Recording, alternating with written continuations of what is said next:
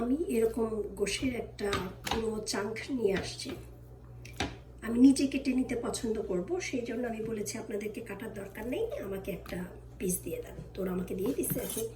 এই পিসটাকে আমি মাঝে আগে ছোটো করে কেটে নিব, পাতলা করে। আর এইভাবে যখন গোশটা কাটবেন তখন কিন্তু আপনাদের যে নাইফটা বা চাকুটা বা বটিতে যদি করেন, আপনাদের দিকে কিন্তু একটু ধারালো হতে হবে, নইলে কাটাটা সুন্দর হবে না। এই যে এরকম করে কেটে নিলাম। এখন এটাকে আমি আবার স্লাইস করব, মাঝখান দিয়ে এইভাবে কেটে নিলাম, তাহলে সুবিধা হবে কাটতে। এখন আবার এগুলোকে এইভাবে এরকম পাতলা পাতলা করে আমি কেটে নিচ্ছি।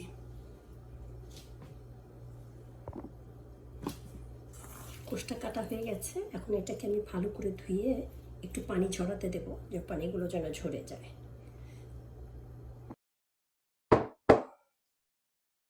তো গোলমরিচ আছে এখানে হাফ চা চামচ, সেটাকে আমি একটু ক্র্যাশ করে নেব।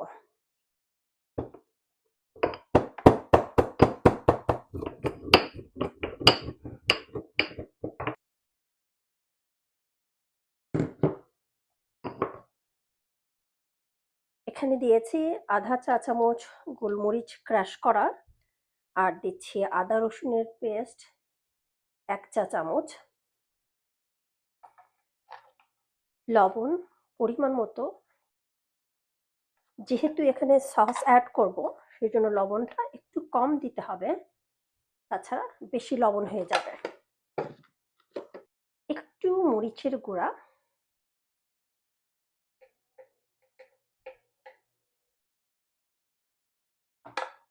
একটু স্পাইসির একটু টেস্ট আনার জন্য, নট স্পাইসি। এখন আমি এগুলো সবগুলোকে মাখিয়ে কিছুক্ষণ রাখবো, 10 থেকে 15 মিনিট, তারপরে মেটে প্যানে দেব।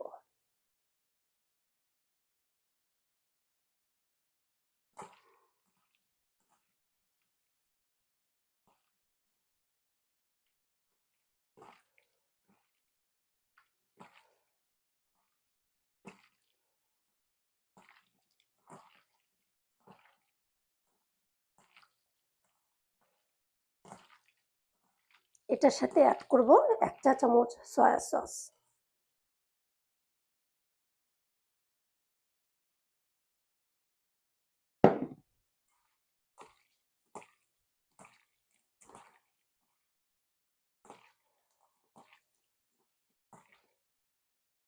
ম্যারিনেট করব 10 থেকে 15 মিনিট। চুলায় আমি প্যান দিয়ে দিলাম। এই প্যানে আমি সিজলিং এর যে বিফটা সেটাকে দিয়ে দেব। প্যানটার ভিতরে আমি 1 চা চামচ একটা বাটার দিয়ে দিলাম। এখন আমি এর মধ্যে ম্যারিনেট করা যে গোশটা সেটা দিয়ে দিলাম।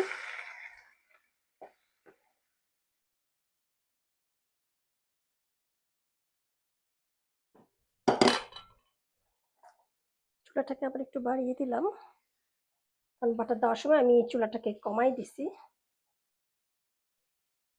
এই গোশটাকে এখন আমি রান্না করে নেব।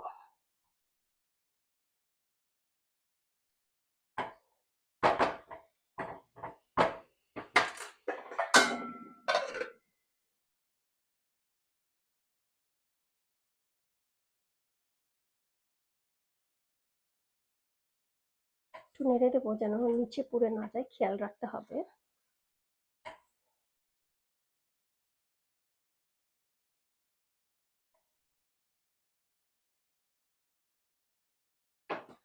আবার ঢেকে দেব।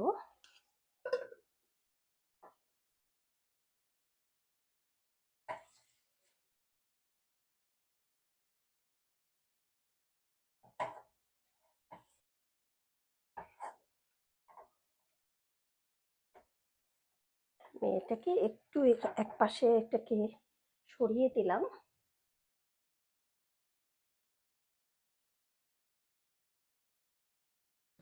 একটু দেব তেল এখানে, জাস্ট একটু। দিচ্ছি রসুন 1.5 টেবিল চামচ, হালকা একটু ভেজে নেবো এটাকে।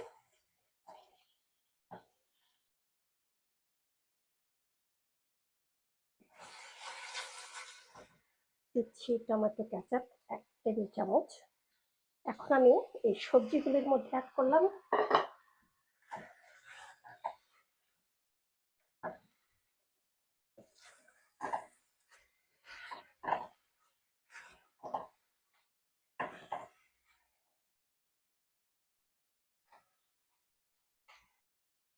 একটু দিলাম গোলমরিচের গুঁড়া,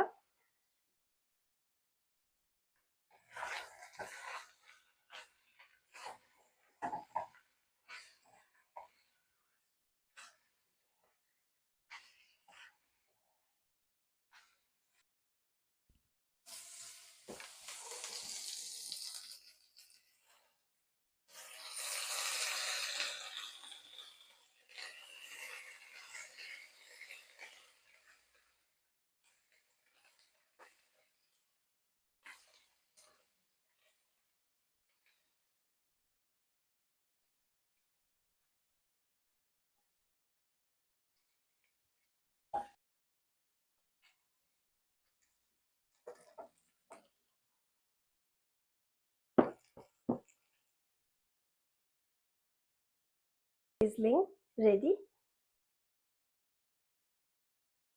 যদি ভালো লাগে প্লিজ লাইক শেয়ার দেবেন।